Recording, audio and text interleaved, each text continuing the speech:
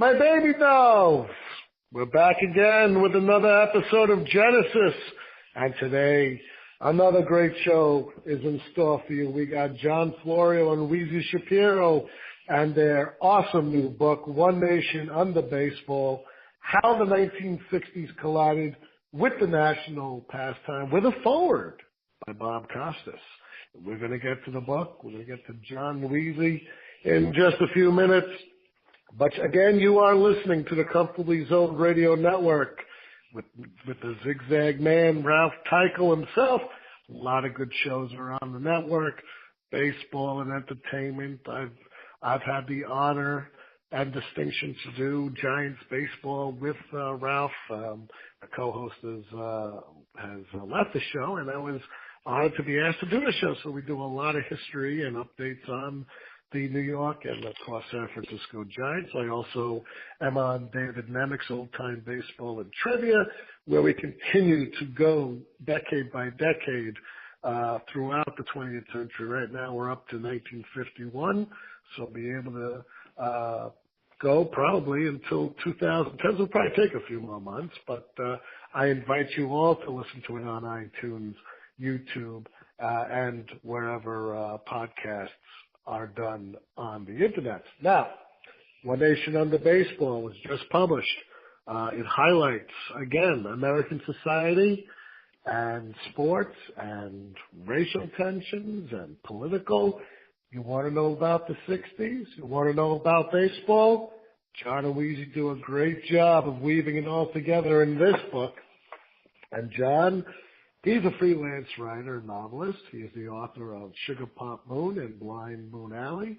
Oussie Shapiro is an Emmy-winning award writer, producer of sports documentaries. Her writing credits include HBO's 9 Inning from Ground Zero, ESPN's Playing for the Mob. Florio and Shapiro are the authors of One Punch from the Promised Land, Leon Spinks, Michael Spinks, and The Myth of the Heavyweight Title. And I'm going to have to get that book from them because, of course, I do a little boxing stuff. I just had Jeffrey Sussman on my show, as you folks know. And I like talking about boxing. They are also contributors to The Atlantic and The New Yorker, and they both live in my hometown of Brooklyn, New York. And I didn't even know they were married, but they are. Welcome to the show, both Jon and Oussie. Thanks for having us, Ian. Thank you for both coming. Now, let me ask you, out of the two of you, who did the most research here? I probably did the most research. That's primarily what I do. I mean, we kind of divvy up all the tasks, but I guess I probably do the bulk of the research, and Jon does the bulk of the writing. Let me ask you something. Do you guys have kids? No. Oh, because I would make them be in the libraries researching for me as well. I got twin boys. I have twin boys, and every time they say to me, you know, Dad, if you ever die, can we take over your podcasts on your Facebook pages on baseball? I said, well, you know, there's a big difference between 47 years old and 10 years old, but I have twins. They love the show, and they want to do it, and they're waiting for me to die so they can inherit it. Good for them. Let me ask you both this question. Well, wait, I do want to put a footnote on our answer to the last question. We don't have kids. We did have a couple of research assistants, Andrew Disper and Justin Davidson, who were about, I guess in their mid-20s. They both are recent college grads. Justin's been out a little longer than Andrew has. So we were able to let them do a little library, digging at the library for us as well. So that was very helpful. But they're not our kids. Well, let me ask you both this something. Coming from Brooklyn, you got the Grand Army Plaza Library over there, which is a huge library. Was any research done over there? Actually, most of the research was done on 42nd Street in Manhattan at the main library for the New York Public Library System, because that just has a wealth of resources. But also the Brooklyn But we did go to the Brooklyn Historical Society in Brooklyn Heights, which houses Walter O'Malley's private papers. And so we were able to go through Walter O'Malley's papers, which were so helpful. Including his letters back and forth with Robert Moses. all the originals are there in acetate sleeves. It was really, it was like stepping into a time bubble there. So in Brooklyn, that's where we did a lot of our research. Now, you guys we spoke about it before, so you've only lived in Brooklyn for like the last 10 years. Where did you guys migrate from? I know you came from Queens, John. How about you, Easy? I came from Boston. You came from up here with me, huh? So Yep, what do you like? What do you like? You like Brooklyn better or you like Boston? Well, I have a deep affinity for Boston because that's where I was raised, but I do love Brooklyn, I have to say. Let me ask you this question, because again, your book only chronicles, it starts in 1960, and we'll get to it in a second. You guys started off with Mudcat fans, but let me ask you something for this. Knowing the Boston and the New England fans, and on your research, I'm sure, Walter O'Malley and the Brooklyn Dodgers, do you think there is a similarity between Brooklyn Dodger fans, not LA Dodger fans, and the Boston Red Sox fans?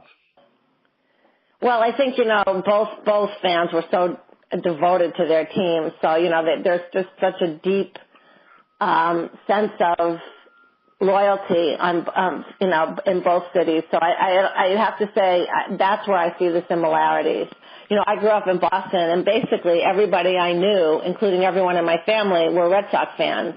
And it's just, it was amazing. When I was growing up, everybody knew, no matter what day of the week, everyone had watched the game the day before, and everyone knew the score. Everyone knew what was going on with the team. I mean, even my grandmother, she watched the games all the time, and I kind of imagine that's what it was like in Brooklyn. I think also the similarity, around here in Brooklyn, and the folks are still bitter that the Dodgers left. I mean, it's not like it's been handed down generationally. I'm probably going to get in trouble saying this, but I don't see the same kind of bitterness about the Giants having left. I don't feel that, but in Brooklyn, you really feel the Dodgers having gone away. I mean, you walk by Brooklyn shops, memorabilia shops, and you see the Brooklyn hats, you see Dodger jerseys, you see, there's Brooklyn 55 pennant ale on sale in the taverns and the bars. Whereas the Giants, I don't really see a lot of their memorabilia around it. I don't see a lot of people talking about it. Maybe Weezy has a different take on that. Well, I just know that when the Boston Braves left and went to Milwaukee in the 50s, I don't think people were all that upset. But if the Red Sox had left, I think it would have been a different story. Let me tell you this. Go ahead, John. I'm sorry for interrupting. No. I'm just wondering. I didn't really have anything to say. I think I was thinking out loud. I'm wondering what it is that causes that, and I'm wondering if part of it is. I wonder if part of it's having a stadium that's so part of the fabric of a city. Like Ebbets Field was really part of the fabric of Brooklyn and part of the topography of Brooklyn. And I think the same certainly is true for Fenway Park. And I think when you take that away, you're taking away the identity of a city, along with taking away the identity of having a baseball team. You're taking away part of the infrastructure of the city itself. And I wonder if that has something to do with it. But I have no idea. I'm talking out loud now.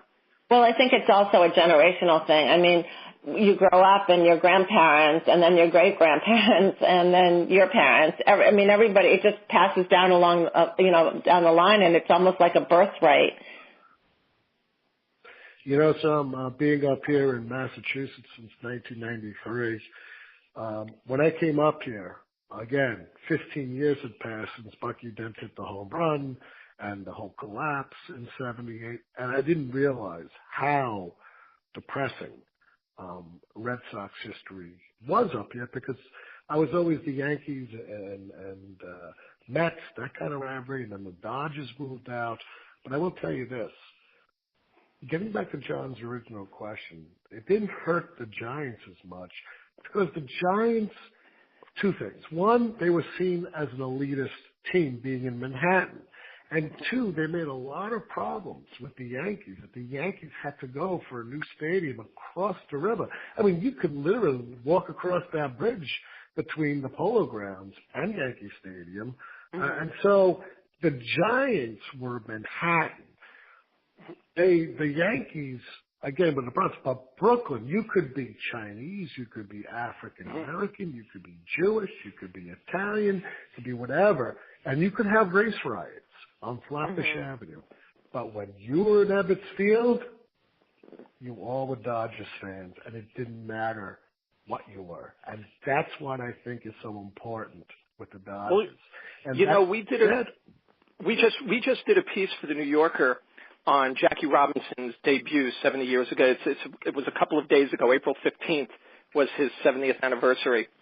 And we interviewed Ed Silverman, who was an ABC correspondent. He's won a number of Emmy Awards. He's won 11, actually, Emmy Awards over the years. But this is when he was just like a rookie reporter. And he was given the assignment to cover the debut at it was cover opening day at Ebbets Field. It happened to be Robinson's debut. And he wasn't sure whether Robinson was going to start, but there was rumors that there might be race riots if he took the field, and nobody knew whether he was going to really play because DeRocher was serving a suspension, and all different factors were at play. And anyway, this is a build-up to a story that kind of supports what you're talking about. Robinson ends up starting the game, and obviously there were no race riots or anything like that. He said, but people were surprised he was starting. They were surprised he was starting at first base. They knew him as a second baseman. Actually, the Dodgers had moved him to first so that he wouldn't get spiked by runners going into second base. And I don't remember what inning it was, but there was a play at first base where he's trying to beat out a grounder, and Silverman said, it was within an eyelash. He said, if anything, tie goes to the runner, but he probably had it beat. But in any case, he gets called out. And Robinson turns around and he's walking over to the umpire, and he just kind of slumps his shoulders and realizes, if I argue, I'm not going to win anyway. And he kind of walks off to the dugout. And the fans in the bleachers, and he said they were a bunch of Irish guys, because you could tell by their brogue, start yelling out, "We was robbed! We was robbed!" And he said, that's when I realized Robinson had become a Dodger.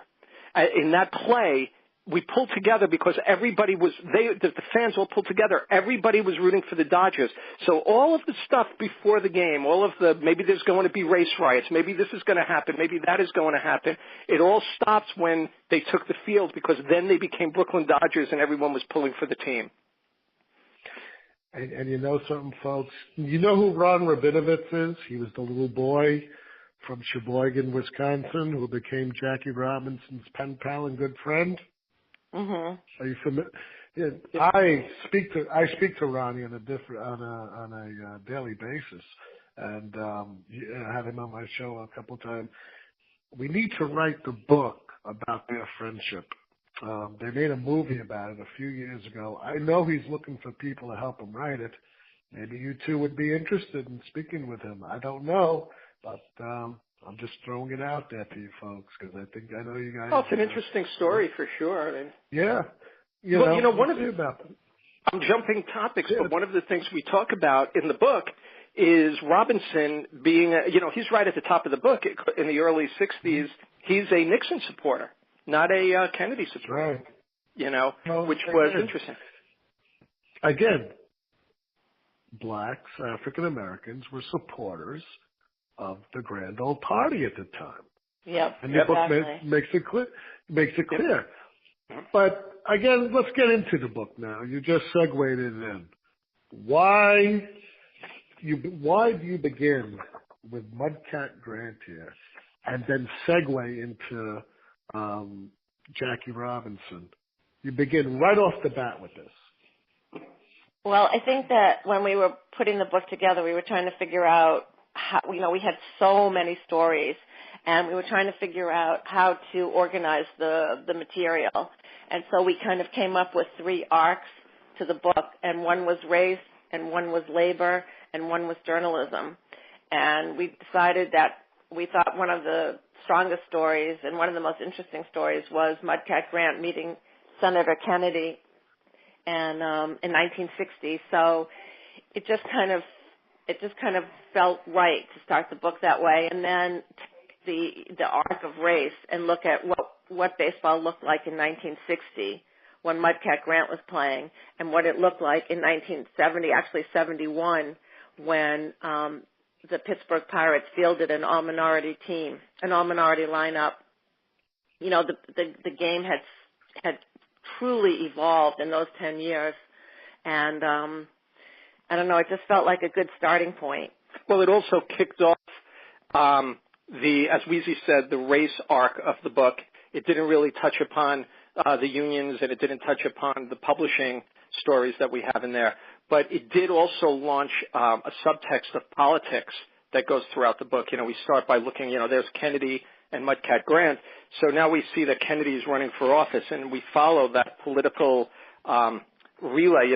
We see Kennedy go to LBJ, go to, and move through the decade, and we see how the politics then shift along with the administration. Now, let me ask you folks this question. With the whole race thing, because it's throughout the book, it's brought up from the time of 1960 right up until the time I was born in 1970. Let's talk about the events going around the Roseboro and Marichal incident in 1965. Well, that was that heated. There was a number of things going on there, but one of them is that the riots were going on nearby. So there was a lot of heated, the Watts riots going on nearby. There was a lot of heated frustration going on that had nothing to do with the baseball field. So when this broke out between Roseboro, when the fight went on the field, I think it was really them getting out anger and resentment of what was really going on in the culture. And that's really what the book's about, is how the culture was affecting, the players. That happens in a few different cases. It happens with Bob Gibson in 68. He's so frustrated at the MLK assassination, he's taking it out on the field. And while he didn't get in any fights, it raised the velocity of his fastball. So he ended up being stronger too. So I think the reason we put the Roseboro incident in there was really because it was indicative of how players were susceptible to what was going on around them in society, and that it wasn't happening in a bubble on the playing field.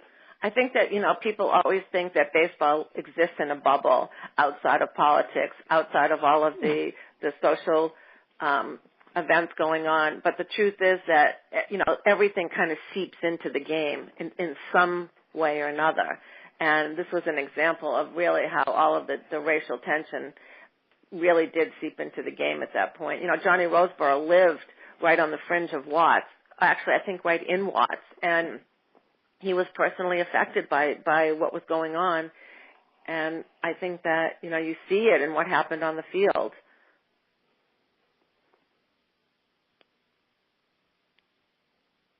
Ian, do we still have you?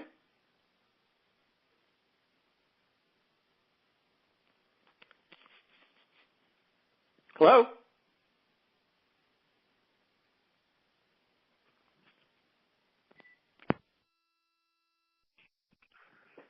Hey, folks, we're back again with John Florio and Weezy Shapiro. Again, last week we were, the technology around this area failed, and when you rely on technology, you always get a little glitches here and there, but that's okay. We got Jon Shapiro. We got Weezy Shapiro and John Florio back on the show. Welcome, both of you. I'm sorry about those technical issues last week. No problem. It's funny when you trip there for a second on our names. It reminds me being a Yankee fan in the 60s, which of course is what we're talking about here. When Phil Rizzuto started the game, he used to announce with Bill White. He and Bill White were the two local announcers for the Yankees. And he started out by saying, hello, folks, I'm Bill White, and this is Phil Rizzuto. And in the middle, as he was saying it, he realized he got the names screwed up, and the two of them started cracking up on air. So for Yankee fans, that's a very famous flub. And you know something, you do mention Bill White in your book. And again, he went through a lot, just like Flood did, just like Gibson did. And he was a great announcer. I watched WPIX. I also watched WOR TV with Lindsey Nelson and Bob Murphy and Ralph Kiner. And tell you the truth, it didn't matter who you watched, whether the Mets or Yankees, you had quality broadcasters. But we were talking about John Roseboro, Juan Marichal last time. We indicated that when Koufax pitched Marichal on the inside. Roseboro threw the ball back, whizzed by Marichal's ear. And then, of course, that famous fight where Juan Marichal, hit Roseboro with the bat. But let me just mention something, and then I'll get into a question. We mentioned Roseboro and the whole Watts uprising in Los Angeles at the time. What we failed to mention was Juan Marichal's family was in the Dominican Republic at the time, and there was a revolution going on, and he didn't hear from his family in a few weeks. So right. Roseboro was worried about his home, his family, during the Watts uprising, which was taking place during the game still, and Marichal didn't hear from his family in the Dominican Republic for weeks, and it all collided right there on the field. Now let me ask you these questions. What was the repercussion for both Roseboro and Marichal due to this incident? Well, they both took heat for that incident, and now they've patched it up now. I know they make appearances together now. At the time, you see Marichal hitting someone with a bat. It's hard to defend, hitting somebody with a bat. But the issue was that tempers had risen so high from what was going on culturally at the time that both of them were not really, I always say not thinking clearly, but they were both on their last nerve, so to speak, from what was going on around them. As you said, there are two things going on. Marichal hasn't seen his family. Roseboro's got his family in Watts. Now, in regard to repercussions, that's not an answer you can give when somebody says, well, why did you have a fight on the field? But when you look at it, that's clearly what was amping up everybody's ire. Similar in the book, we talk about a couple of other similar instances where things going on outside the stadium affected people on the field. One of them, by the way, was Dick Allen and Frank Thomas, which also was somebody hitting somebody else with a bat.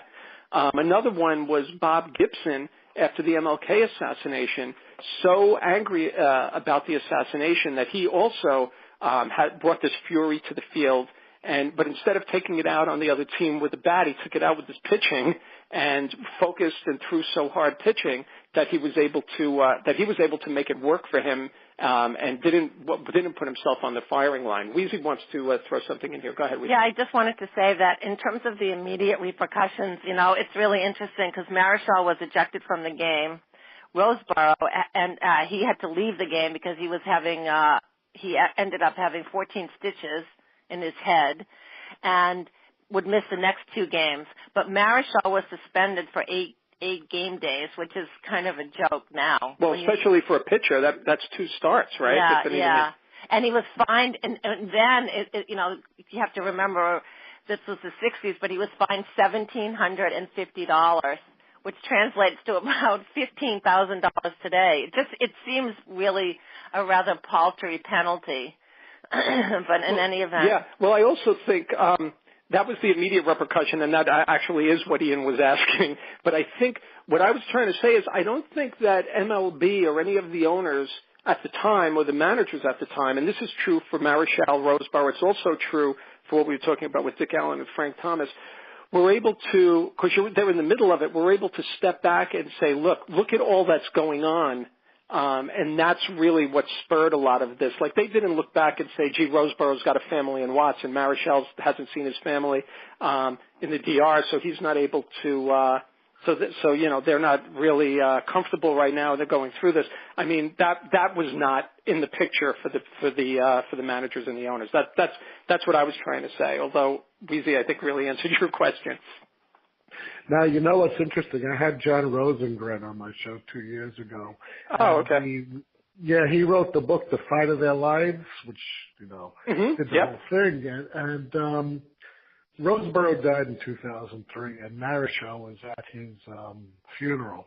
It's the only time he spoke publicly about that fight and said, if I had to take back 14 seconds of my life, that would be the 14 seconds he would take out. Now, also, when Marichal was going to be voted into the Hall of Fame. He didn't make it the first time. Very little of the writers voted for him. So Roseboro visited him in the Dominican Republic, and they both went on tour together in 1982.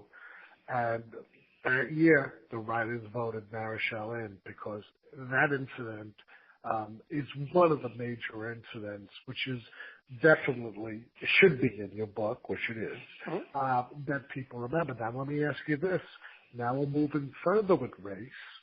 Dr. Martin Luther King Jr. gets assassinated. Why did the baseball commissioner, William Eckert, have a problem honoring this? Well, great question. I think that he was at a loss. He just didn't know what to do. I think he was in over his head. Yeah, I think he was a bad choice as commissioner, and then he made terrible choices once he became commissioner, and he just didn't act. He didn't do anything. He said he'd leave it up to the teams to what they wanted to do. And I mean, imagine now not taking a stand.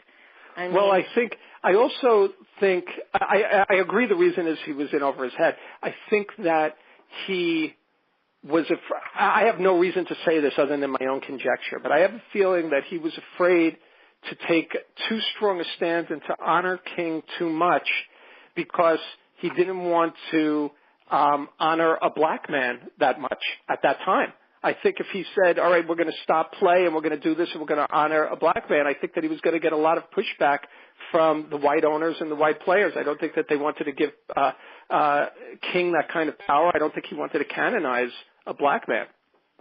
I mean, I don't know. I'm throwing that out there, and I might be wrong on that. So if you ever play this clip, Ian, make sure you throw in the part that I'm saying. I'm not sure because I have no idea of whether or not he was feeling that, but it seems to fit the paradigm of the time.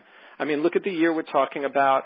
Look at the kind of pushback that people were getting for honoring King before he died. I don't know. I think it was his way of saying, here's the way I'm going to handle it. Let the teams do it, and his hands were clean. No matter what the teams did, it wasn't going to come back to him. I think he was a coward. Yeah. Well, that's essentially what I'm saying. Yeah. What did your research show on the material that led you to this conclusion? That led me to the conclusion I just gave? Yeah. It was all the statements that he made at the time. He was hemming and hawing, and then when you saw the reaction by the Pittsburgh Pirates players, which actually was a reaction of the white players and the black players on the team, that they voted together that they didn't want to play because they wanted to honor King. And finally, and then also Dick Young wrote a pretty scathing, Dick Young of the New York Daily News wrote a pretty scathing column about the commissioner and basically said that he's a coward and he just can't take a stand. Right. Although the reason that he never took the stand, and what I was guessing, nobody ever really made that accusation. I'm just saying that it seems to fit why he didn't want to touch the situation. You know, I think he felt it was too volatile and he didn't go near it. And that's why, and he ended up taking heat for that. You know, it's like Weezy said, what Dick Young had to say. He ended up, I think, taking more heat for doing nothing. And he was afraid of taking the heat for doing something. But wasn't John, as I recall, wasn't he mistakenly hired as commissioner? They thought they were. Yes. The owners thought that they were actually hiring a different person. Yeah. The owners thought they were getting a different person, and then he came in, and his reputation. I think he was a military guy, wasn't he? And his reputation was like for having done nothing in his position. So I think they felt they were getting somebody else. Anyway, but that's a different situation. But I don't think that they had an exceptionally competent guy there anyway. Let me ask you guys and Gail something about the newspaper strike in '62, I think it was. How did that have an effect not only on journalism and, of course, the lifestyle in New York City, but on the sports writers as well? Well, you know, Dick Young is one of the few guys who actually continued working through that strike. He was picked up, he was syndicated, and he managed to keep a career going through that strike. The other ones ended up migrating into different positions. They ended up writing for other magazines, and they ended up writing longer pieces, because, when you're not writing for a newspaper, you start writing for magazines, you start writing longer pieces. They started writing more insightful pieces. When the newspaper strike ended, a lot of them never came back to doing that beat coverage. They started writing and they stuck with magazines, writing more long-form things, which, of course, then, as pointed out in the book, it led to new journalism, which helped feed new journalism, where writers like Gay Talese, Tom Wolfe were writing more. Human interest isn't even the word. They're really breaking down the walls and exposing myths, going into the minds of Frank Sinatra, going into the minds of Floyd Patterson. Talese wrote a great piece called "The Loser" about Floyd Patterson now on his back and what it was like to lose to Sonny Liston. So, which evolves and evolves and evolves, and eventually leads us to Jim Bouton's Ball 4. But when you look at that chain of events, you see where sports writers are writing for newspapers. If that newspaper strike had never been there, those newspaper writers wouldn't have migrated to magazines, wouldn't have started writing these longer pieces, wouldn't have started knocking down the mythology, breaking mythology, and maybe never leading to Jim Bouton's Ball 4. I think we would have gotten to a memoir at some point, but it might not have. It would have happened a different way. Let me ask you this. Before this new brand of journalism came out, and again, this new brand of journalism, they go into more analysis. It's more than just interviewing a player, throwing it into the papers. How did the public see this new brand of journalism? I think that the public really took to it. I think that maybe it took a little while to get used to it, but I think the public was finally able to see all of these mythic figures as just human beings. And when Gay Talese wrote his famous essay, Frank Sinatra Has a Cold, the piece just got so much acclaim because he was revealing, this iconic figure for the real person that he was, which was somebody who was very cranky and very difficult to deal with. And Gay Talese did the same with Joe DiMaggio. He did a piece on Joe DiMaggio long after DiMaggio had retired, and people had held this guy up to such high standards. And the thing was that DiMaggio was a very unhappy, curmudgeonly guy, and he revealed all of that. And I think people were actually, I think that they were finally seeing these iconic figures for who they really were, and I think they appreciated it. And well, you know what Talese did with Frank Sinatra Has a Cold? He went into the room where Sinatra and his entourage were hanging out, and he examined the room, and then he interviewed each one of the people in the room, and he would say to them, all right, Sinatra said what? Where was he standing? How was his hands? What was his posture like? Was he holding a drink? Was he holding a cigarette? What was his hair like? Then he walked. Okay, how did he walk? Did he take 3 steps? Did he take 5 steps? He recreated for himself and in the article an exact replica of what happened there. So I think what he was doing with that piece and why the public loved it so much, like Weezy said, it's because they were seeing what was really going on as opposed to like a polished version that they would have gotten earlier. And the only reason that happened in the case of a lot of these writers that came out of the newspapers is because all of a sudden they were given a higher word count, they were given more real estate to cover, they were given room to spread their wings, and this is how they chose to do it. I guess part of it is it's a reaction to the times, right? I mean, it's you're coming out of the 50s and the early 60s, and I think it was time for writers to start doing this. It seemed probably like a natural evolution for them. Yeah, and also I think that when Gay Talese wrote the piece about Floyd Patterson and what it was like to be a loser, to get knocked out in the first round by Sonny Liston, and this was, Patterson had been the heavyweight champ. Nobody had written about the what it was like from the perspective of the loser. Of the loser, you right. Always got it from the winner. Like that's all people ever read was life, from the point of view of the victor. But now it was the vanquished, and God, it was aching to read how Patterson was so embarrassed and so humiliated by the loss, and you really saw him as a human being and not just this boxing champion. Yeah, Ian, I don't know if you remember that piece, but in it, Talese is writing from Patterson's point of view. In fact, I think it's from an interview with Patterson, but Patterson saying, basically says, you're on that canvas and you have an ashamed of your own ability hurt. He says, all you want is a hatch door to open up, that you could drop down from the center of that ring and disappear, because the toughest thing about it is looking at the people, all the well-wishers who are coming over to you. He said you feel like you let them down, and the last thing, the most painful part of losing is looking those people in the face and feeling like you've let them down. You just want to disappear. And a lot of that writing, I think, is that's the kind of writing you read in novels. It's right. really more like fiction than journalism. And I think that's one of the things that really came out of the new journalism, was not just that part of it was that the writers were injecting themselves into the stories, but also it was writing stories as if you're reading fiction. Yeah. And they're not on the subjects aren't on a podium or a pedestal. The writers were actually slipping right into their skin, so it's It was very, very strong writing and awakening at the time.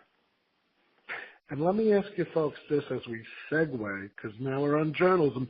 We'll segue to Jim Bouton's Ball 4. How did this new way of thinking influence Jim Bouton to even write Ball 4, knowing he's going to get repercussion for it? I think it was enormous. I think that, you could kind of go back to the very, very early 60s when a pitcher named Jim Brosnan wrote a couple of memoirs, one that came out in 1960 and one that came out in 1962, and they were very, very innocuous. They were very tame memoirs about life in the major leagues. And what he was really writing about from a very, very personal point of view was the struggles of a kind of marginal pitcher to survive in the majors. And he talked about going home and drinking martinis with his wife, and he talked about how much he disliked his manager, and he didn't really break down the clubhouse door, but he kind of gave you an inkling of what goes on behind the scenes, and the owners were livid over it. And in fact, he eventually quit the game because they wouldn't let him write. They wouldn't let him write while he was playing baseball. So he chose writing over baseball.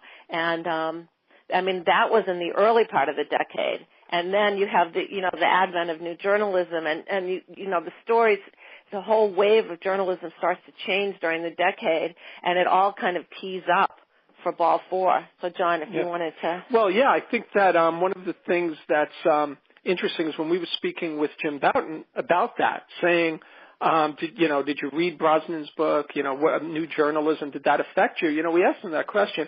Of course, he being the writer, he's not aware of a lot of the influence that these things had on him. He said to us, I did read Brosnan's book and I remember loving it. He goes, I particularly loved when he talked about the conversations between him and the other players. I just loved seeing what it was really like. So I think when he went in there, Bouton is a very intelligent guy. Number two, he's a really funny guy, and he's an educated guy. So he's coming in from a different perspective of the other players. He came in and almost like a sociologist. Sat back and was looking at these players and probably didn't realize it, but because he was enjoying that other literature, followed that wave and wrote, just an incredibly explosive book at the time, but really a terrific study. The thing could be an anthropological study in a classroom. He gets this group of ball players and just talks about the culture of what's going on inside the locker room. Now, if you tell Jim Bouton to this day, you have written an anthropological study, he'll just roll his eyes and walk away. He'll say, I just wrote something that I thought fans of the game would enjoy. And I understand that was his motivation setting out. He doesn't even realize what he did. But I think when you look at publishing, when you zoom out and you look at what the trends were, Bouton was the right guy in the right place at the right time because, as I said, he's an educated, intelligent guy. and the time was right for a book like that. If he had come up with that idea 10 years earlier, it would have never even, no publisher would have even put it out. So the time was right, and you had the right guy. It's kind of a perfect storm. And even though when the book did come out in 1970, it was still scandalous. It still rocked the entire baseball world, if not all of the sports world. And, the owners were absolutely apoplectic over what he had done because he had revealed all of the shenanigans that went on behind closed doors. And most important was, and most upsetting to the owners was that he was revealing how tough contract negotiations were with the general managers of the teams, and how the owners were just as cheap as could possibly be. Yeah, we have in the book a conversation that took place in Bowie Kuhn's office when Bowie Kuhn calls Jim Bouton into the to dress him down for writing such a scandalous, lascivious book. These conversations about Mickey Mantle, as up on the roof of a Shoreham hotel with the team, peeping through windows to see women undress. He's telling these stories. But really, that was not Kuhn's motivation. That was Kuhn's distraction. He made that an issue, trying to ostracize Bouton from the game, and he succeeded because a lot of the players turned on Bouton, and the sport turned on Bouton for a very long time. There's still some lingering effects of that. But he succeeded in doing that, but he didn't succeed in what his mission was, which was to make the book irrelevant so that nobody would really pay attention to Bouton's exposing of the contract negotiations. And, 6 years, the book came out in 70, so it was, almost 6 years later, the very end of 75, you have the free agency hearings of Andy Messersmith and Dave McNally, and Ball 4, Bouton's part of that hearing, and his excerpts from Ball 4, those very passages that Kuhn was trying to snuff ended up being evidence in the hearing of what kind of ownership the owners had over the players. So it ended up doing exactly what Kuhn was hoping it wouldn't do, which is expose the kind of one-sided negotiations that were going on in baseball.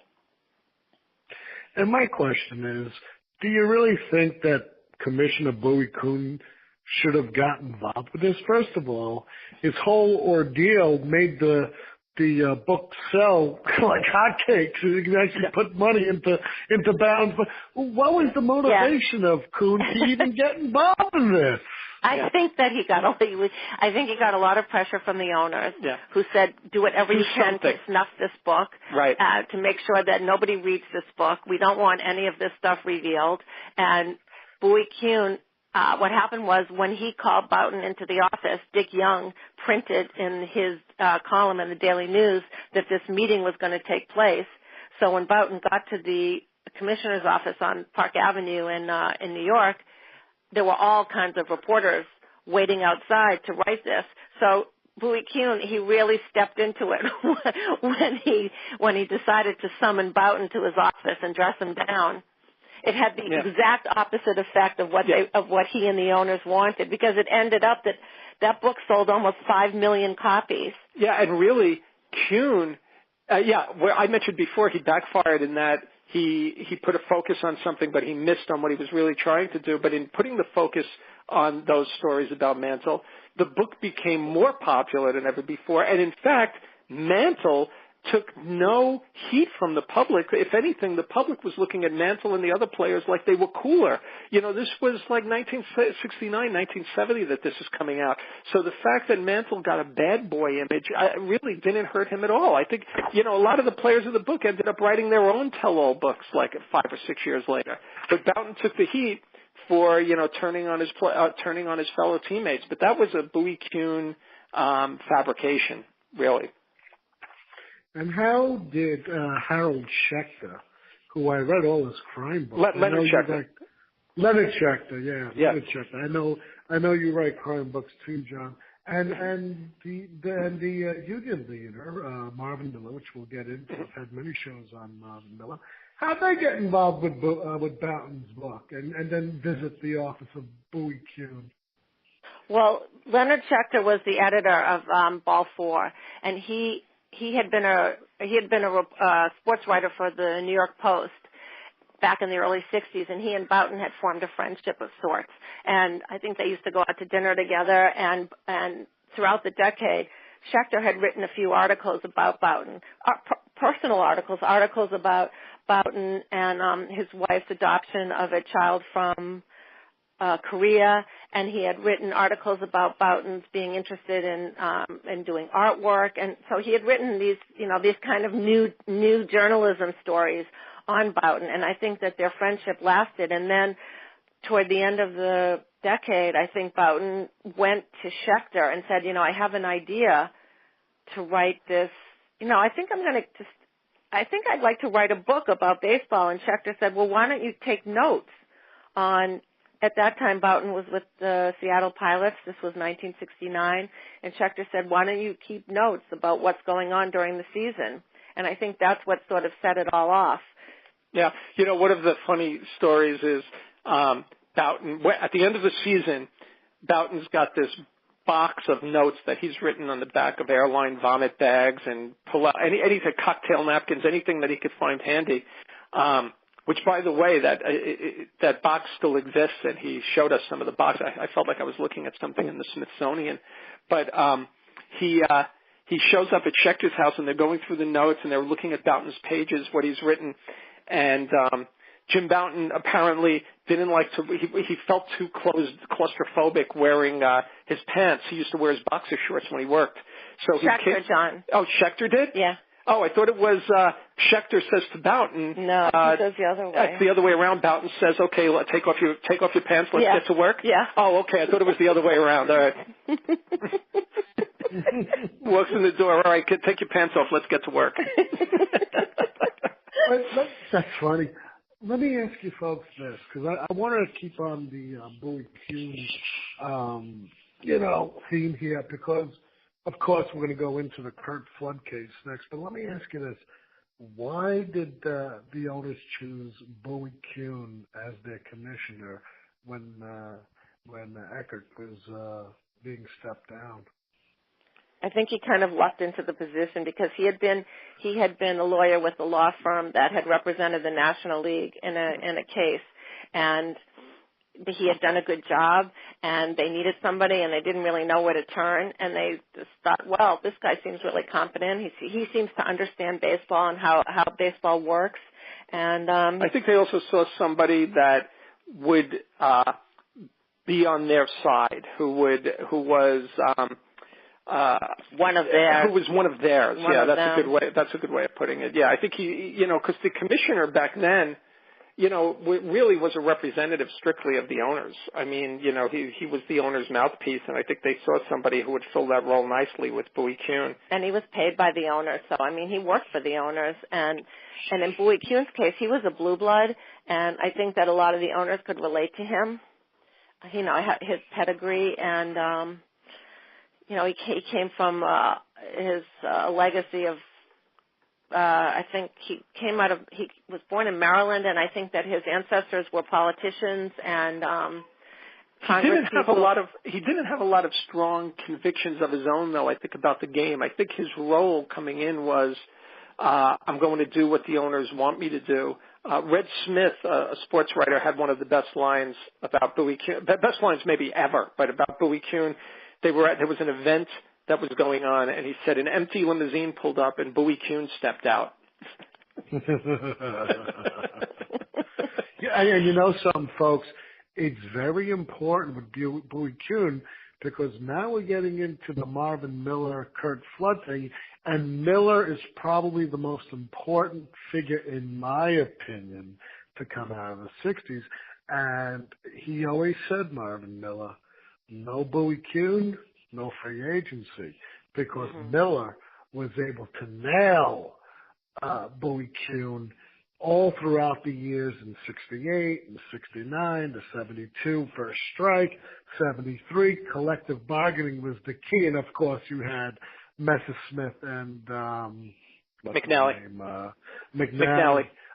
Dave McNally, who sat out for the year, challenged the reserve clause in 75, and the judge is like, yeah, after 1 year, you buy as a free agent, and so ends the reserve clause.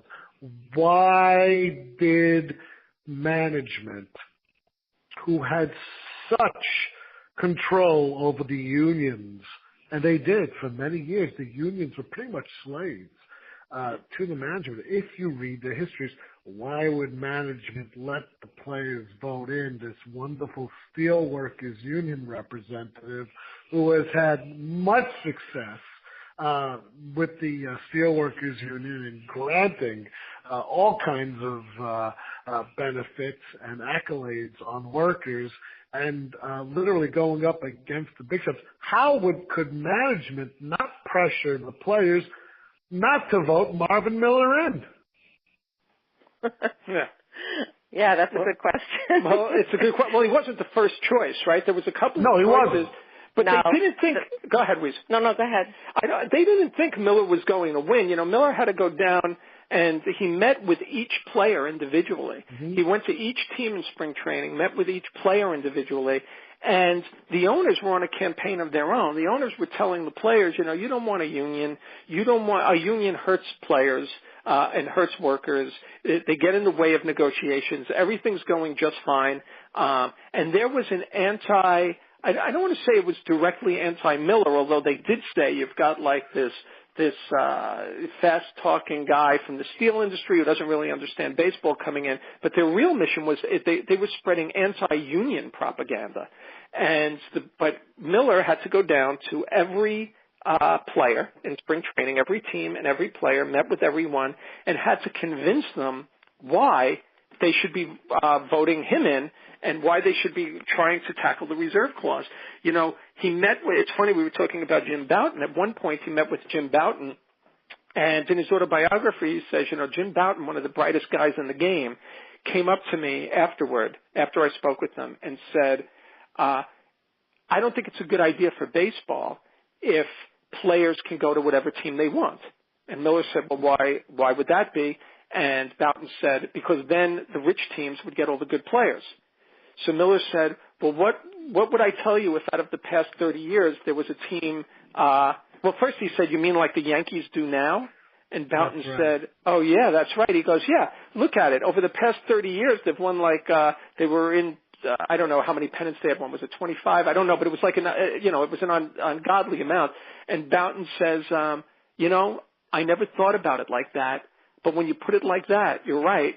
And Miller says, I walked away from that conversation thinking to myself, if it took me a full conversation to get him to understand, I've really got my work cut out for me with other players. But he went around, he went to every team, and they took a vote. And in the beginning, when they took the votes of the teams that played in the South, he was really trounced. And those were the votes in Arizona. Yeah. He went to the spring training teams in Arizona, and they voted overwhelmingly against him. Right. But in Florida, they voted overwhelmingly for him. Oh, yeah, right. But that was because they were down there playing spring training. Right. I'm sorry, I got it wrong. Yeah. And I think also, you know, you asked why the owners. Well, I think that at that point, you know, you have to consider what was going on in the country at that point. And I think that this group of veteran players that had put together this committee to hire a new executive director for their so-called company union, they were getting more militant. And I think the owners realized they were going to have to appease them in some way. And so I think they thought that if they bring in this new executive director, maybe they'll have to deal with the pension fund. And they kept thinking that was the one thing that the players were going to give them a hard time about. And so, but it turned out, of course, to be the pension fund was only the very beginning, right, of the demands on the part of the players. And the pension fund was in '68, 2 years after Miller got in. And I've had 6 shows on Marvin Miller. I've read every book on Miller. Mm-hmm. But if you look back from 1966 to 1976, and what Marvin Miller did, unbelievable. Yeah, he restructured. How is he not in the Hall of Fame? Now I have a question for you, Ian. How is he not in the Hall of Fame? He came up twice in the writers' the writers voted him down. I know. I don't understand it. The guy was so influential on the game. Oh, he restructured the economics of the game, and absolutely. He turned 180 degrees changed the balance of power. He's the architect of the modern game. Yeah, I think it's kind of inconceivable that the writers didn't vote him in. The big three in baseball, the last 100 years: Babe Ruth, Jackie Robinson, Marvin Miller. Mm-hmm. Yep. If there was a Mount Rushmore, he would be on it. He died. He was a very old man, 95. He died in 2012. Yep. So, in fact, this year he would have been 100 years old. He started his reign at $50,000 a year. I think you wrote in your books. In 1960, he was a little older than me. I'm 47. He was 49. Miller. But I think little by little they chipped away. Tell me about the Curt Flood case against Bowie Kuhn and how this had an impact on what was to become the end of the reserve clause. Yeah, I think that the Curt Flood case was the beginning of the end of the owner's hegemony in the game. So what happened was in 1969, Curt Flood, who had been a center fielder for the St. Louis Cardinals, was traded to the Philadelphia Phillies, and he didn't want to go to Philadelphia. He knew he had friends, black players who had played in Philadelphia, Dick Allen for one, who were very unhappy there, and he didn't think it would be a good city for an African American player, and he wanted to stay in St. Louis. He had all his roots in St. Louis, and he had a business in St. Louis, and he asked to be, he asked that he could stay in St. Louis. They said no. It was bad terms at that point with the front office in St. Louis, and so he went to Marvin Miller and the union, and they backed him in his decision to sue Major League Baseball. Now Miller knew, by the way, excuse me, Weeze, but Miller knew and tells him at this point, look, you're not going to win this. Right. The best Miller knew, like the best we could hope for here is that this is the beginning. This is like you're trying to knock through a door with a battering ram, and you might not get it on the first shot, but you're going to weaken it on its hinges, and then you're going to hit it again and get it. So Curt Flood reminds me a little bit of the Jim Bouton idea in that it took a perfect storm and the right guy in the right place. With Curt Flood, you had a guy who, well, first of all, was a black player, and the black players had taken a lot of indignities for 10 years. I think like white players were more accepting of the reserve clause and what was going on because they were living, with the privileges. The black players weren't. So it took someone who was more aware of what was going on in regard to indignities being served, in regard to being owned by the owners. It also took a player who was at the backside of his career.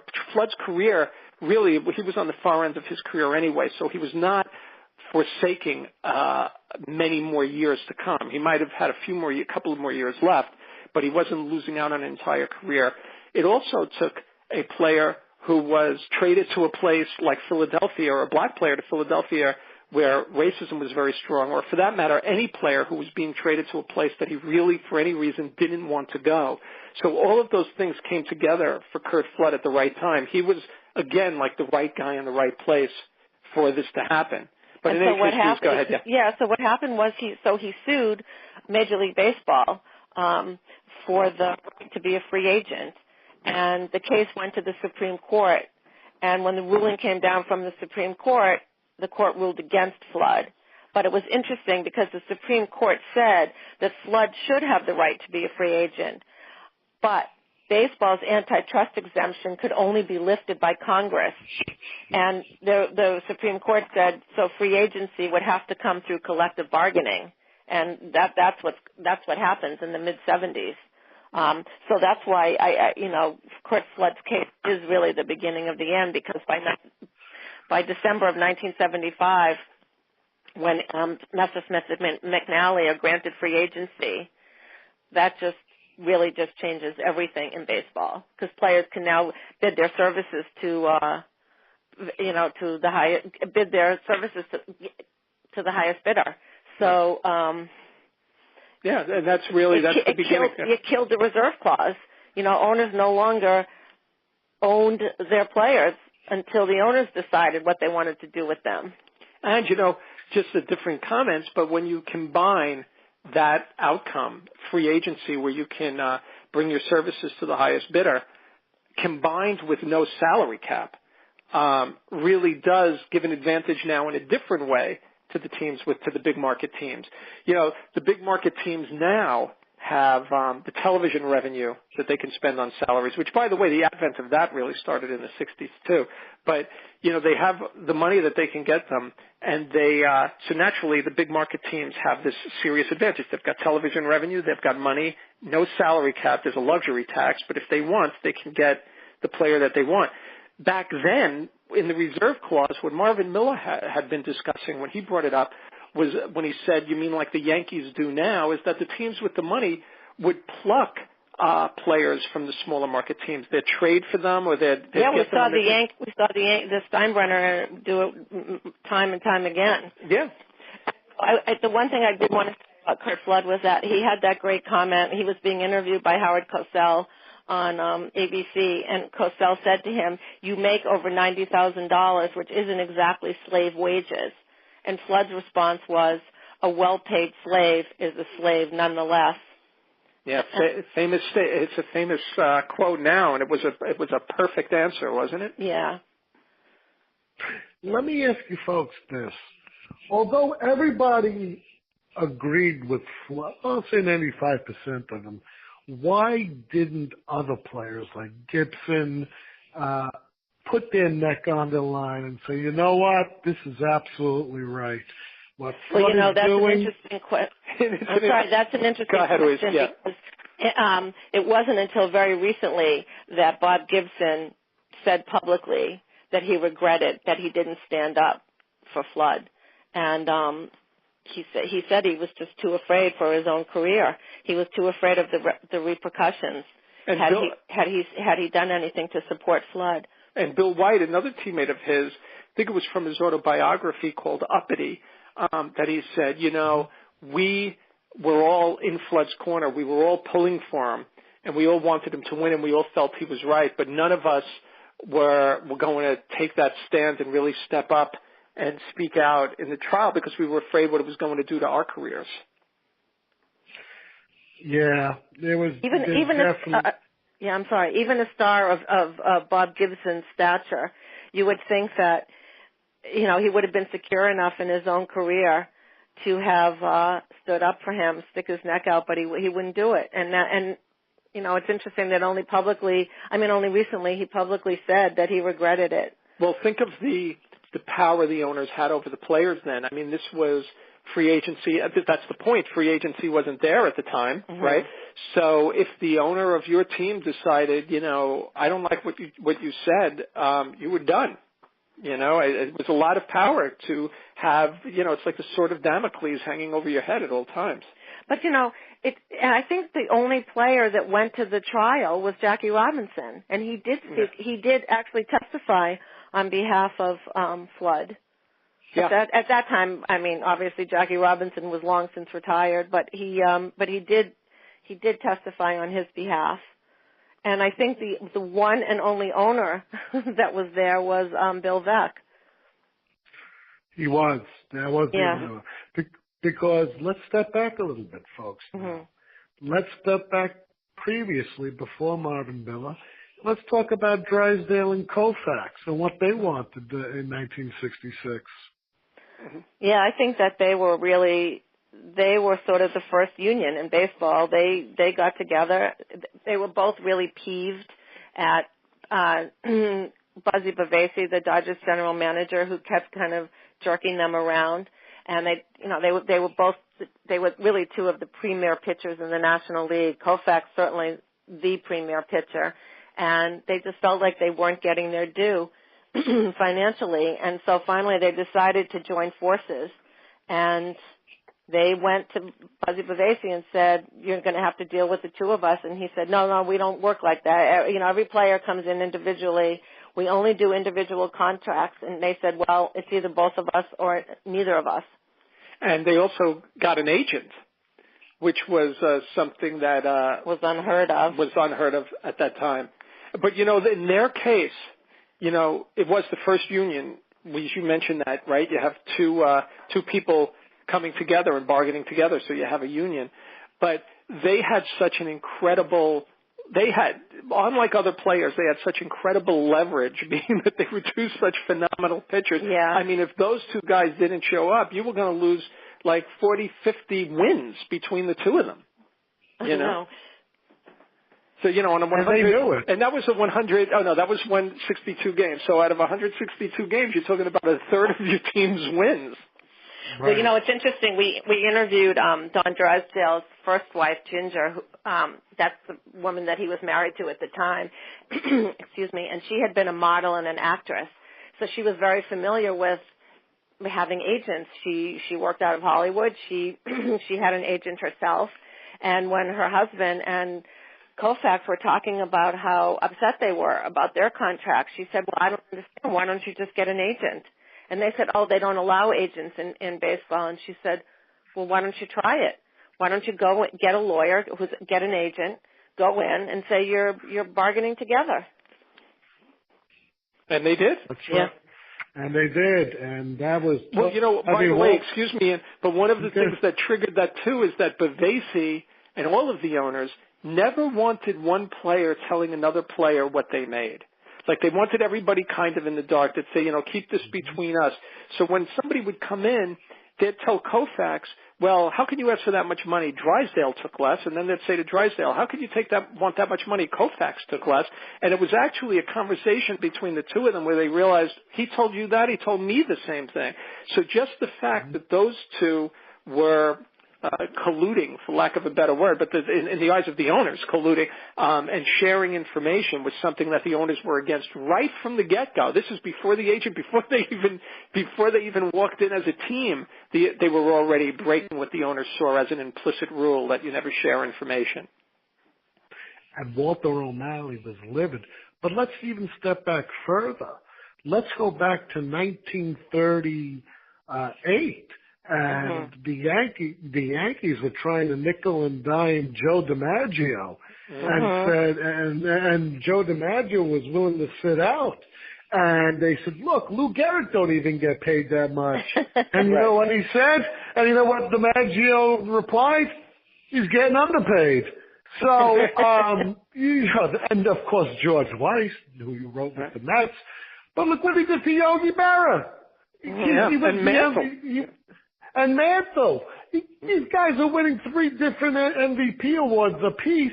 Well, you didn't have a good year. We're going to dock you $5,000. Well, there's one story we put in the book where he's negotiating with Mantle, and Mantle goes in. He's won the MVP.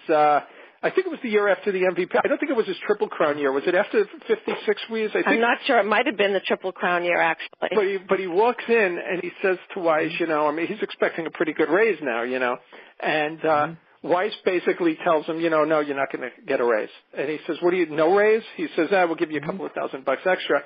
And Mantle wants to know why not. And Weiss basically says, well, look, if you don't take that, we're going to show your wife these pictures we had a private investigator take of you with other women. And at that point, Mantle said, yeah, all right, I'll take the offer. So there were no rules to these This was the Wild West in terms of negotiation. Pre-Marvin Miller, we're talking, of course. Well, you know what's fascinating about this was that George Weiss would get the residual because there was a certain amount of percentages he had to use. So if he didn't use all that percentages to get raises, he would get the residue. So 100%. If he was allotted, I don't know, $100,000. And he gave raises to everybody, which amounted to 30. He would keep the rest of the $70,000 as a concession. Now, when I was vice president of Citizens Bank in the tax department, raises were 1.5% a year. Who the hell could live on a 1.5% a year? And so when I argued, and I got fired for it, I lost my 6-figure salary. I wanted to give my workers a 5% raise and a good review that I was thrown back at it, saying, "You making these people sound like a superstar that they'll deserve a raise." And so it's the same thing. We give 1.5, and there's 20 of us, so that'll come out to about 35%. And then management divides up the rest, which is a hell of a lot more. And so they fired me for being like a Marvin Miller to the thing. So you're turning on us. I said, they're my peeps. I come from being poor. And it's the same thing in baseball. Let's turn to the summer of '68. In fact, I got Tim Wendell coming on my show at the end of the week. He wrote the book, The Summer of '68. Right. Yeah, I want to talk about two different pitchers here. I want to talk about Denny McLain, who I speak to sometimes. And I want to speak about Bob Gibson in '68, which we've already mentioned why Gibson was on the show. Both of them had huge issues at the time, including McLain's arm falling off by season's end. But with all the surroundings, it was the year of the pitcher. Both of these pitchers, no matter what they were going through, had a stellar year. Let's talk about Denny McLain, the troubles he had, and why he would even succeed on winning 31 games. Well, it's mind-boggling to me that a guy like McLain won 15 games. I mean, you're talking about such an extreme talent, right? Because he's doing everything he can to stay out of condition. I mean, he's drinking like 24 cans of Pepsi a day. I think it might have even been higher than that. Yet he's managing to stay in shape. I mean, he's going to. We have a passage in the book where it's the All-Star game, and in between the days off before and after the All-Star game, he's hopping on a jet and going out to Vegas. He's gambling. He's out all night. He comes in. He pitches 2 innings for the All-Star game. He gets back on the plane. He's traveling around, and yet he's winning all of these games. I mean, it's really remarkable. I don't understand how somebody, I mean, to what extent, to what advantage do you have when you're on that mound? Do you have that much talent that you could still win and do that in your off time? But he did, yeah. He came to the game with a lot of issues. There was also with McLain talk about his cohorts. One of the when he was drinking all that Pepsi, one of the local distributors called him and and suggested that he become an endorser of Pepsi. They were using McLain to endorse Pepsi, and they were giving McLain free Pepsi.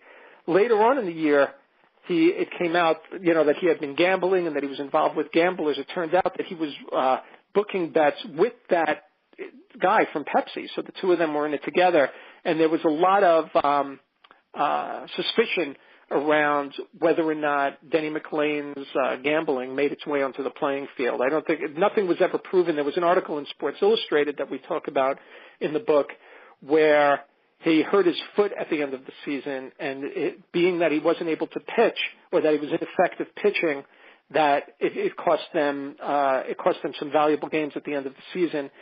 It turned out that he had a few stories about that foot, but according to Sports Illustrated, it was from gambling debts. He owed some wrong people a lot of money. They stomped down on his foot. They ended up injuring his foot, so he wasn't able to pitch. So in a sense, even if it wasn't gambling, just his involvement with them, if that story is true, it affected the race anyway. So McLain had a lot going on in his life that was off the playing field. But when you took what was going on the playing field, in my opinion, that record he'll be the last 30-game winner when you look at the way the game is now, you have pitchers throwing 100 pitches of 6 innings. Their number of decisions goes down so much that 30-game season, that's not going to be contested for an awfully long time. I can't imagine how. They get maybe 32 starts now with a 5-game rotation. You'd have to win really every possible decision. So that means staying in the game until you get a decision and getting every single one. It would be almost impossible to match. But that's a separate issue.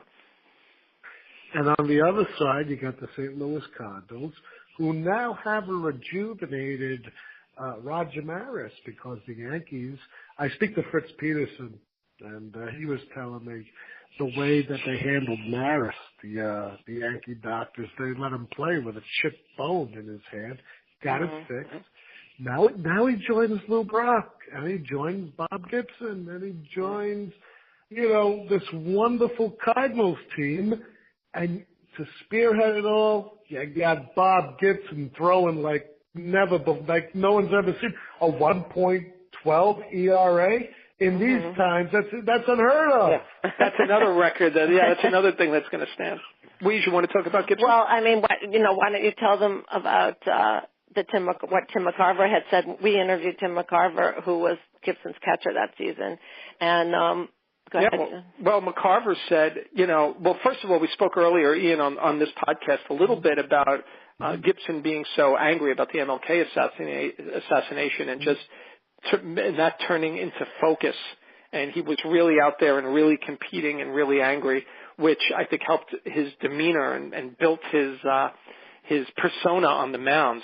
But in addition, McCarver said from a pitching standpoint, he didn't have to move his catcher's mitt the entire season. He said, wherever I put my mitt, he hit it. He said it's remarkable for a pitcher to have that kind of control through a single game, let alone through an entire season. He said, wherever I put it, he hit it. I wouldn't have to move it like an eighth of an inch. He said his control, which I guess now they've expanded to the phrase commands, but back then, his control was spot on every game throughout the 1968 season.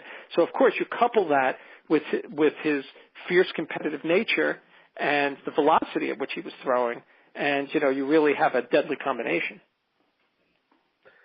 And, that season of 68 is something of an enigma, which I don't think we'll see again.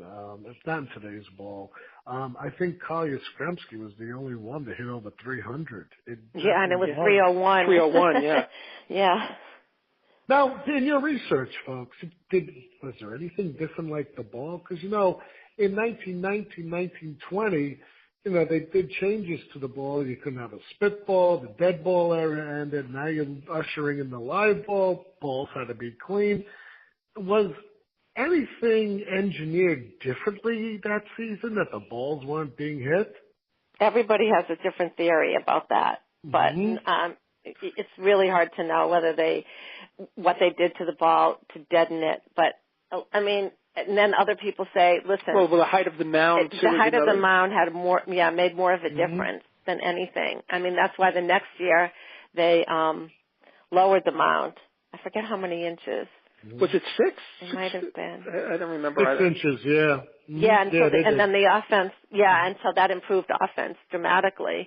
And, I don't know, it's interesting, because it's the one season that's like an outlier, in modern baseball. It's hard to know exactly what happened. Mm-hmm. Now, let me ask you folks this question. I'm going to shift to Vietnam. And, of course, I love throughout your book that the Beatles keep popping up because they are my favorite band in the world. I have over 250 albums when they only made 15. Yeah, I got most of their concerts on cassette, the bootleg. I have it all authenticated, like Houston and Candlestick Park and all, and then all their recordings, how they recorded the albums. I got the whole Let It Be session, which fueled over 100 hours worth of gibberish and fun times. But this is what I want to say. John Lennon was an active voice in the anti-Vietnam War stance. Of course, he goes with the flower powers and give peace a chance, the war is over, and all this stuff. But now baseball players are starting to comment. What propelled Tom Seaver to do so? Well, I think that, that incident started, I don't know that Seaver was going to say anything. I mean, well, he made a comment about if the Mets can win the World Series, we can get out of Vietnam. And I think that comment triggered a succession of events that he didn't exactly see coming. And the first thing it triggered was outside the Shea Stadium during the postseason. There was a group of anti-Vietnam protesters who were handing out flyers, and they had Seaver's face on it. Because of his statement, they kind of adopted him as the face of their organization, of which he had no interest being.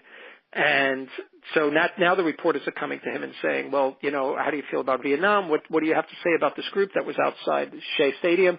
And he said, well, that has nothing to do with me. I am not the face or the head of any anti-Vietnam organization, but I will, when I do speak about Vietnam, it will be on my own. It will have nothing to do with an organization, and it will certainly not be in a Mets uniform or during the season. It's going to be my own statement, and it will be separate. And he did, at the end of the year, on New Year's Eve, take out an ad with Nancy, his wife, and they had an ad in the New York Times that said, join us in a prayer for peace. And it was an anti-war ad in the New York Times, and that was his statement. But what we found interesting, when you line up the events of those years, and that's what we would do like in all of these chapters and all of the years, like we kind of try to line up events to show how one thing triggered another. We didn't try to step in and analyze and say, this is what a person was thinking. We just lined things up and said, this happened, this happened, this happened. And, and you wonder like a cause and effect, because it was just a week before or 2 weeks before Seaver placed that ad, that John Lennon and Yoko Ono placed their ad in the Times, and also on billboards through Times Square and throughout in various cities throughout the world, saying war is over if you want it, which was the line from Give Peace a Chance. And it makes you wonder, and we weren't able to interview Tom Seaver for the book, unfortunately. We did try, and he wished us luck with the book, but he wasn't able to do an interview. And the question that we had for him was, did seeing that ad that Lennon ran give you the idea to run yours? But, we don't know the answer to that. But, you look at the timing and you kind of wonder, you think to yourself, well, it almost had to be because, Lennon ran the ad. And then it was a couple of weeks later, Seaver, who had yet to respond to what he had said with the World Series in October, then ran his ad with Nancy. And we're going to usher in my last topic, which is the New York Mets. And how fun was that?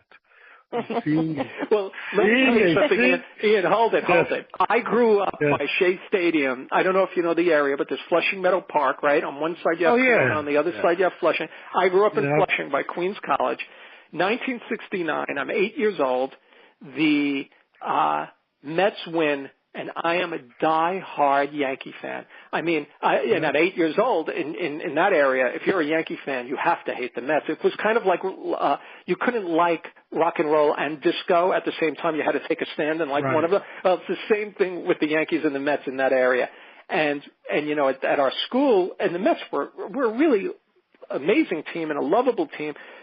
Ron Swoboda, Gary Gentry, these guys came by our school all the time. They would come to the bazaar, to the fundraisers. They're signing baseballs, and I'm hating it. And then in the fourth, they come in and they wheel the TV in. They stop classes, and we're watching the game, and it's this miracle. And I keep thinking to myself, I don't understand. My dad was a Yankee fan, too.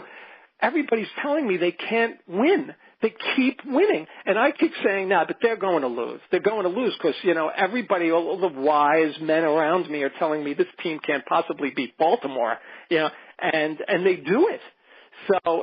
So how much fun was it? In retrospect, I look at it, I wish I was rooting for them because it would be fun to root for the underdog. But at the time, that was a painful series for me. I'll tell you that. And you know something what's funny is, I grew up in Brooklyn. Now, I'm 10 years younger than you folks. I'm going to be 47 in next month. But I was here when the 86 Mets were going against the Red Sox, and I was rooting for the Red Sox because I couldn't stand the Mets. And, me too. It's funny. I move up to Massachusetts, where I am now, and Massachusetts just hates both New York teams. Right. The Mets. Well, the Mets and the Ian, you're talking to me, a Yankee fan, but Weezy and I are married. Weezy is a Red Sox fan. So I told her, it's tough around here in October. But I told her, it isn't tough around here in October lately because the Yanks have had a weaker team the past couple of years. But I told her in '86, the 1 year I rooted for the Red Sox, you guys couldn't do it. You couldn't do it for me. They lost. And you know what's funny? I always compare the Red Sox rising in the early 2000s because I lived up here. I knew the upsetness and the depression people had. I mean, I came up here. This is how stupid it was. It was 15 years past the great collapse of 1993. I go to a bar in Faneuil Hall, And I'm asking, and the Red Sox are on TV, and I'm asking me, where were you when Bucky Dunk hit the home run? I'm in New York. People wanted to kill me. That's how sad it was. Now let's break it down and be similar to Marvin Miller and the reserve clause. In 1999, the Red Sox make the playoffs, and they're beaten in 5 games for the championship series. 2001, Yankees go to the World Series. 9/11 happened, and they lose to the Arizona Diamondbacks. Yep. Last play, Mariano Rivera, the ball goes over Derek Jeter's head. My wife's like, they finally did win, and she's banging on my head like the bongo. I know. I had a similar experience, but keep going. Yeah. 2003. You got Aaron Boone, who sends the Yankees into, and my wife again. Now we have 2004. It's 3-0. You know, they just beat the Sox 17-8, I think it was. Yeah. And I'm sitting here like, well, another year. And the greatest collapse happens. Oh, my God. It wasn't just 3 games. It's 3 games in 8 innings. Right. I mean, we really started falling apart when Robert steals second in the ninth. Yeah. And then they come back, and they have no pitching. They have Kevin Brown, who's being shuttled around on his own private jet, being paid all his money, can't even throw. And so there's no pitching. And the Yankees lose. You know, in the last game, I was so disgusted. It was like 7-0 in the second inning. I went to bed. My wife watched it, and so we're finally going to the World Series. They go to the World Series, keep the World Series. Boston goes nuts up there. I've never seen anything like it. The great collapse, that was so similar to like the reserve clause. It was that same fight for the Red Sox. Everyone up here, everyone went to their ancestors, their parents' graves or their grandparents, putting Red Sox insignia on them, saying they finally won. And we're not only talking about Massachusetts. We're talking about all New England. Yeah, right. I had that very similar experience because I went home to Boston, and I took my mother, my whole family. We all went to the parade. My mother was ecstatic. You know, she'd been rooting for the Red Sox for decades and decades and decades and never saw them win. And all I could think about was my grandfather, who had done the same, but he had passed away and didn't live to see the Red Sox finally win. And I really could appreciate all the people going to their ancestors' grave sites, because I probably I might have done the same. But it was so emotional. It was so emotional for us. And you know something? What I'd like to say here is I went home to Brooklyn last week. It was my first time since last August. I went home to visit my mother for her 70th birthday. And we went into a diner on Nostrand Avenue and Avenue Z. Because I live in the Sheepshead. Well, I used to live in the Sheepshead Bay area. My mother still lives in the same apartment building. And 2 blocks from Marine Park. And so I went home, and my kids and me went to a diner, and they were wearing all New England Patriots and Boston Red Sox. Because I live 8 minutes from Gillette Stadium and a half hour from Fenway Park, and 10 minutes away from McCoy Stadium in Pawtucket, where the Pawtucket Red Sox play. And people are asking me questions about how is it up in Boston. And you've got these folks with Yankee gear on and Mets gears, and I'm telling them, I used to live in Brooklyn. I know what it's like. And I told them, I said, Red Sox fans are the most dedicated fans, I think, more so than Yankee fans, more so than Met fans, more so than Giants and Dodgers fans, and they're the most knowledgeable fans in Major League Baseball. They are, no matter if they're a blue-collar worker or if they're a white-collar worker or if they have education or not, they know their history. And they are diehards. They will never jump on another bandwagon. I said, right. These people are born and bred, and I can't stand Sox fans. My wife drags me. My wife drags me to Fenway Park about 5 to 10 times because she gets good seats and we have the overhang. And I sit there and I'm like, hey, what's the Yankees score? What the hell's going on here? You know, I had to go see the end of Big Papi last year and all this stuff. You know, and all this stuff. My kids are like, when are you going to finally convert and not? Because I watch the Yes Network on my phone. I have a free subscription to MLB TV because I'm a T-Mobile user. So they're watching the Red Sox on NESN, which is New England Sports Network, and I got the Yes TV on my telephone, and I'm watching both. I'm watching both games. Let me ask you this question, segueing into my last thing. Why did a brand new team like the New York Mets become more popular and outdo the Yankees in attendance records in the early 1960s? Well, this goes back, I think, and you can correct me if you disagree with me, but I think this goes back to what we were talking about before with the publishing.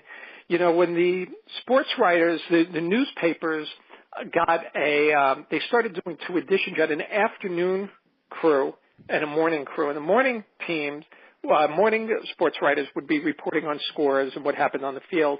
The afternoon guys would be telling more human interest stories, things that happened in the lives of the players. And when they covered the Yankees were very stodgy. You know, it was part of their culture and their philosophy. But when they went over to Shea Stadium, these guys were losing.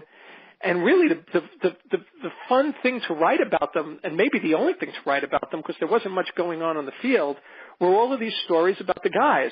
And I think that in doing that in the afternoon papers, and to some extent even the morning papers, because, you know, the games where there was not a lot to write about, the fans started getting in on it. The fans started adopting these lovable losers, and there was a different culture that matched what was going on in the stadium. Was a different culture that matched more what was going on in society. You had like the banners, you know, the fans are loose, they're having fun, they're speaking out. It was more of a typical 60s crowd as opposed to Yankee Stadium, which had this 50s tight philosophy going on in the clubhouse and in the park.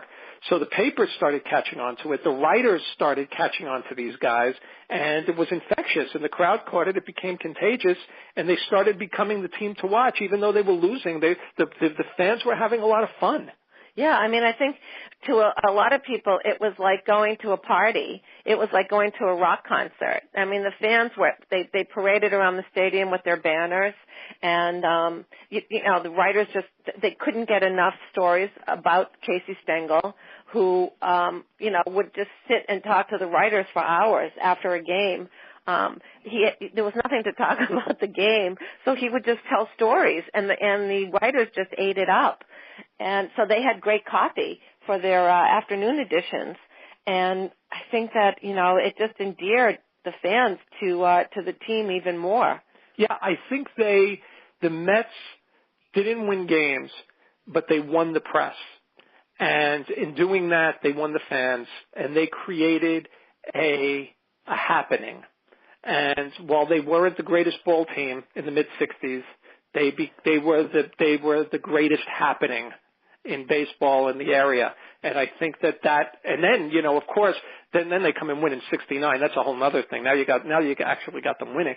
But even in the mid-'60s, I think there was an infectious fun about the team that people wanted to go out to the park and pull for them. There was something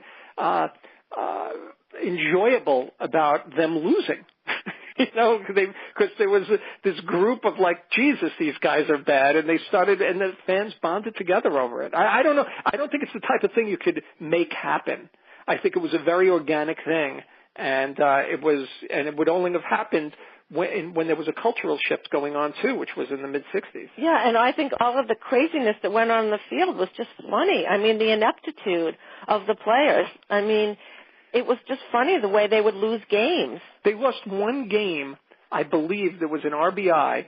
It was a pretty weak grounder up the middle that went through the pitcher's legs and was booted by the second baseman and the shortstop and ended up going into center field. I mean, it was like 3 players flubbed an ordinary ground ball.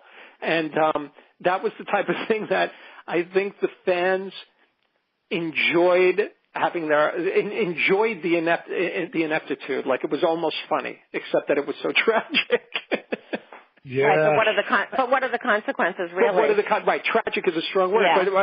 but on a baseball field, it's tragedy. But right, the consequences are so low, and I think that's also what made it enjoyable. Well, that's what makes sports enjoyable, right? You're rooting for a team. If it loses, it's awful, but the consequences really aren't painful.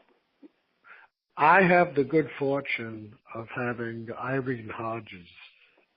My friend. Oh, okay. I speak to her. We said I tried to get Gil in. I said to her I would write a legal brief to the Hall of Fame for them to try to get Gil in. She sent me a Gil Hodges commemorative jersey 2 weeks ago that the Brooklyn Cyclones put out many years ago. They must be worth something. I put it in glass. I'm not even going to wear it. Gil Hodges, Hall of Fame or not? I don't know. I'm kind of surprised he's not in the Hall of Fame, to be honest.